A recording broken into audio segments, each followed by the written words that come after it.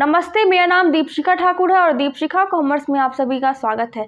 तो आज हम पढ़ने वाले हैं नॉट फॉर प्रॉफिट ऑर्गेनाइजेशंस, यानी लाभ न कमाने वाली संस्था। कल हमने इसके बारे में थोड़ा पढ़ा था कि कैसे हम इसकी स्थापना करते हैं। हमारा मेन मोटिव होता है कि हम समाज में सेवा भाव प्रदान कर सके। इसका जो उद्देश्य होता है वो होता है कि हम खेल कूद, सांस्कृतिक, ये सभी क्रियाओं में अपना योगदान दे सके, इसका प्रचार प्रसार कर सके। ये सब महत्वपूर्ण भूमिका निभाता है ये लाभ न कमाने वाली संस्था, जो कि बस सेवा भाव से इस संस्था की स्थापना करता है। लेकिन मैंने आपको ये भी बताया था कि इसमें कुछ अकाउंट्स भी होंगे, कुछ लेन देन भी होंगे, क्योंकि यहाँ पे क्या हो रहा है, यहाँ पे पैसे आएंगे और डिपार्टमेंट्स में बटेंगे, यानी कुछ सैलरीज होगी जो कि इस संस्था में काम करने वाले एम्प्लॉय होंगे, उनको देनी पड़ती होगी। तो ऐसे बहुत सारे जो संस्था में होते हैं लोग, वो इसमें काम करते हैं।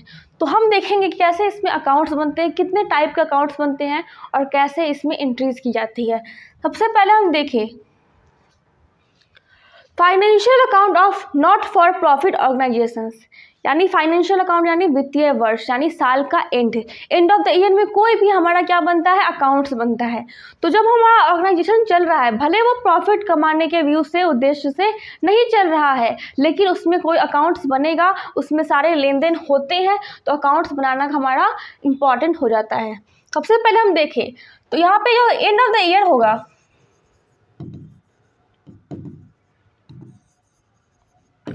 उसमें क्या हो रहा है, इसमें 3 पार्ट होंगे, यानी जो नॉट फॉर ऑर्गेनाइजेशंस होता है, नॉट फॉर प्रॉफिट ऑर्गेनाइजेशंस, उसमें क्या होता है, 3 पार्ट होते हैं, 3 टाइप के अकाउंट्स बनते हैं। फर्स्ट क्या होता है हमारा रिसिप्ट एंड पेमेंट अकाउंट, जिसको हिंदी में हम बोलते हैं प्राप्ति एवं भुगतान खाता। उसके बाद होता है हमारा सेकेंड नंबर पे इनकम एंड एक्सपेंडिचर अकाउंट, यानी यहाँ पे क्या होगा, आय और व्यय खाता। और जो थर्ड नंबर पे वो क्या है, बैलेंस शीट, यानी आपको बैलेंस शीट के बारे में मालूम है कि बैलेंस शीट क्या होता है, जो कि हर बिजनेस का बनता है, चाहे वो प्रॉफिट कमाने वाली बिजनेस है या फिर प्रॉफिट कमाने वाली बिजनेस नहीं है। तो ये तीनों अकाउंट बनेंगे हमारे किस में, ये तीनों अकाउंट बनेंगे नॉट फॉर प्रॉफिट ऑर्गेनाइजेशंस में, यानी लाभ न कमाने वाली संस्था में ये तीनों अकाउंट्स बनेंगे। इसके अलावा और कोई अकाउंट नहीं बनेगा, बस हमें इतना सॉल्व करना है। तो यहाँ पे हम अगर देखें तो जो प्राप्ति और भुगतान खाता है वो बेसिकली बनता है, क्योंकि यहाँ पे कुछ पैसे आते हैं, जो कि जो बिजनेस होता है हमारा ये नॉट फॉर ऑर्गेनाइजेशंस, इस संस्था में पैसे कहाँ से आते हैं, ये नॉर्मली फंडिंग से। यहाँ पे ये संस्था ये जो होता है वो डिपेंड होता है किस पे, फंडिंग पर, डोनेशन पर, चंदा पे ये डिपेंड होता है, या फिर सरकार के अनुदान पे, क्योंकि सरकार यहाँ पे फंडिंग करती है, उससे ये संस्था चलाते हैं। लेकिन जो सरकार अनुदान दे रही है उस पैसे का भी तो कुछ हिसाब किताब रखना पड़ेगा, क्योंकि वहाँ पे उस पैसों को हम क्या कर रहे हैं, एम्प्लॉयज़ को दे रहे हैं, वहाँ पे काम करने वाले लोगों को दे रहे हैं, उनका पालन पोषण करने के लिए हम दे रहे हैं। तो यहाँ पे हम अगर देखें तो इतना आपको समझ में आ गया हो कि यहाँ पे हमें 3 अकाउंट खोलने हैं।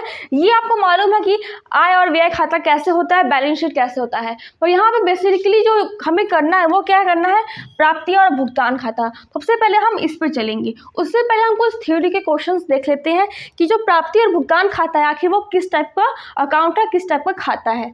सबसे पहले देखिए तो जो प्राप्ति और भुगतान खाता है, इसमें तिथिवार प्रविष्टियां नहीं की जाती है, यानी यहाँ पे डेट वाइज एंट्रीज नहीं होती है, डेट वाइज पोस्टिंग नहीं होती है, यहाँ पे बस एंट्रीज होती है, बस इसी से हमें मतलब होता है, बाकी डेट से हमें कोई मतलब नहीं होता है। अगर हम देखें नॉर्मली तो ये जो प्राप्ति और भुगतान हमारा अकाउंट है वो किस पर डिपेंड है, वो एक तरह से देखें तो कैश अकाउंट की तरह ही है, लेकिन बस अंतर क्या है कि यहाँ पे डेट नहीं डल रहा और भी कुछ कुछ चीज़ें होंगी जो कैश अकाउंट से सिमिलर नहीं है, बाकी वो बहुत हद तक कैश अकाउंट से ही मैच करता है। सबसे पहले हम देखें तो ये तिथिवार प्रविष्टियाँ नहीं की जाती है। सेकेंड नंबर क्या है, प्रविष्टियाँ सारांश के रूप में की जाती है, यानी यहाँ पे बहुत ज़्यादा डिफाइंड रूप में हम प्रविष्टियाँ करते हैं, एंट्री करते हैं, शॉर्टकट में या फिर पैटर्न वाइज नहीं करते हैं, बस बहुत ज़्यादा डिफिनेशन के साथ, यानी अच्छे से हम सारांश वाइज इसका क्या करते हैं, हम इसको प्रविष्टियाँ करते हैं, एंट्री करते हैं, पोस्टिंग करते हैं। थर्ड नंबर क्या, यह खाता लेखांकन वर्ष के अंत में तैयार होता है, यानी मैंने बताया क्या कि हमेशा क्या होता है, अकाउंट वर्ष के अंत में ही होता है, वित्तीय वर्ष में इसको हम रेडी करते हैं। फोर्थ नंबर क्या है, यह गैर लाभ कमाने वाली संगठनों के द्वारा तैयार किया जाता है, यानी ये नॉट फॉर प्रॉफिट ऑर्गेनाइजेशंस में ही रेडी होता है। ये अकाउंट हम सिर्फ इसी बिजनेस में बनाते हैं और किसी जो प्रॉफिट कमाने वाला बिजनेस होता है उसमें हम इस अकाउंट को नहीं बनाते हैं। फिर 5 नंबर क्या है, इसमें बाएं यानी बाएं मतलब लेफ्ट होता है, इसमें बाएं भाग में प्राप्ति और दाएं भाग में भुगतान का भाग होता है, यानी यहाँ पे जो लेफ्ट साइड होता है वो क्या होता है प्राप्तियां का और जो राइट साइड होता है वो क्या होता है भुगतान का। अब हम चलते हैं कि इसका कैसे हम पोस्टिंग करें, इसका फॉर्मेट क्या होता है इस अकाउंट को बनाने का और कैसे इस अकाउंट को हम बनाते हैं। तो ये हो गया थ्योरी, ताकि आपको एग्जाम में कोई दिक्कत ना हो। तो इसको समझने के लिए आपको अच्छे से इसको पढ़ना होगा और थोड़ा दिमाग लगाना पड़ेगा। अब चलते हैं हम उसके फॉर्मेट की तरफ।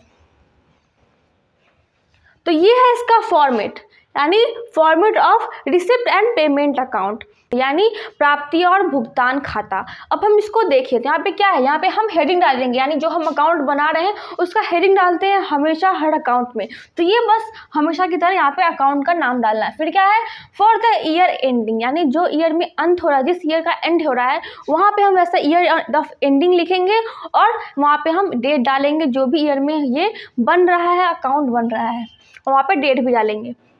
अब आते हैं इसके फॉर्मेट की तरफ। तो इसका जो फॉर्मेट है वो बहुत ही सिंपल है, कुछ नहीं है, बस यहाँ पे 2 कॉलम है और 2 बीच में है। यहाँ पे डेट नहीं होता है इसलिए यहाँ पे डेट का कोई कॉलम नहीं है और किसी भी चीज़ का कोई कॉलम नहीं है। यहाँ पे बस 2 पार्ट में बटा हुआ है।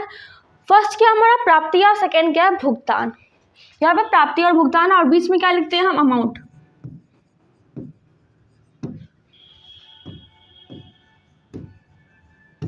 और जो ये साइड होता है वो क्या होता है हमेशा DR साइड यानी डेबिट साइड, और जो राइट साइड होता है वो क्या होता है हमारा CR साइड।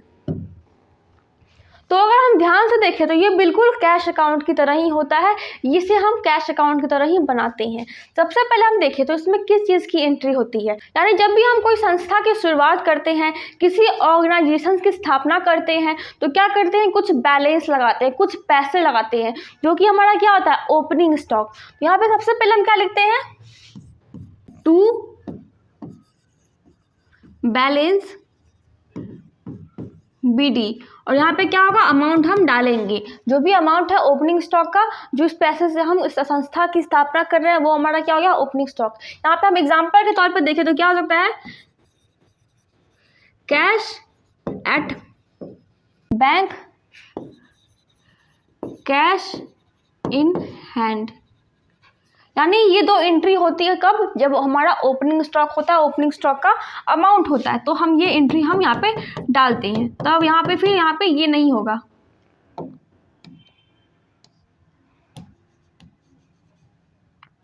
क्योंकि यहाँ पे अमाउंट हम यहाँ पे लिख दिए। अगर ये नहीं लिखते तो फिर यहाँ पे अमाउंट हम लिखते, इसलिए मैंने यहाँ पे इरेज किया है। एक बात याद रखना है कि जो ये अकाउंट बनता है इसमें कभी भी ड्राविंग्स, बैड डेब्ट्स ये सब एंट्रीज नहीं होती। यहाँ पे सिर्फ लेन देनों की एंट्रीज होती है, पेमेंट और इनकम की एंट्रीज होती है, बाकी किसी की एंट्रीज नहीं होती है। इसके बाद जो पेमेंट सिस्टम है वहाँ पे हम सबसे पहले कौन सी एंट्री करते हैं, यहाँ पे बाई लिखते हैं, यानी बाई तो हमेशा होता है, यानी इधर 2 होगा और इधर बाई होगा, तो इधर 2 है इधर बाई है, और यहाँ पे क्या लिखेंगे बाई बैलेंस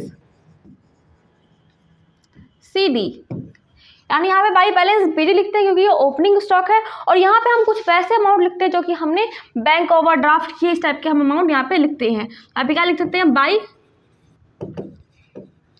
बैंक ओवरड्राफ्ट, तो ये अमाउंट हम यहाँ पे डाल सकते हैं। अब हम नेक्स्ट देखेंगे तो ये हो गया हमारा ओपनिंग स्टॉक और ये हो गया हमारा बाई बैलेंस CD, जिसमें है कि बैंक ओवरड्राफ्ट, यानी इतनी हम एंट्री यहाँ पे कर लिए। अब नेक्स्ट क्या होगा, जो प्राप्तियाँ यानी यहाँ पे जो एंट्री होगी वो कौन सी होगी, इस प्राप्तियाँ वाले अकाउंट में यानी ये लेफ्ट साइड वाले अकाउंट में हमें जितने भी आयगत हो या फिर हमारा पूंजीगत हो वो हम यहाँ पे डालेंगे। यानी इस प्राप्तियाँ में जिस टाइप की भी प्राप्तियाँ हो, जिस टाइप का भी हमें रिसिप्ट मिल रहा है, जिस टाइप का हमें पैसे आ रहे हैं, वो आयगत व्यय हो या फिर पूंजीगत व्यय हो, कुछ भी हो, हम यहाँ पे वो सारे अमाउंट को डालेंगे। यहाँ पे क्या लिखेंगे, टू रिवेन्यू रिसिप्ट, और यहाँ पे जितने भी होंगे आयगत हो, चाहे वो आयगत हो या फिर पूंजीगत हो, जितनी भी प्राप्तियां हो रही है, जितने भी रिसिप्ट मिल रहे हैं, वो सब हम यहाँ पे लेफ्ट साइड में एंट्री करेंगे। और सेम राइट साइड में क्या करेंगे, जो कि भुगतान है, वहाँ पे हम आयगत भुगतान कर रहे हैं, किसी को पेमेंट कर रहे हैं, या फिर हम वहाँ पे पूंजीगत भुगतान कर रहे हैं, किसी को हम पूंजी दे रहे हैं, कैपिटल दे रहे हैं, तो वो सारी हम यहाँ पे लिखेंगे। यहाँ पे क्या होगा, बाय रिवेन्यू पेमेंट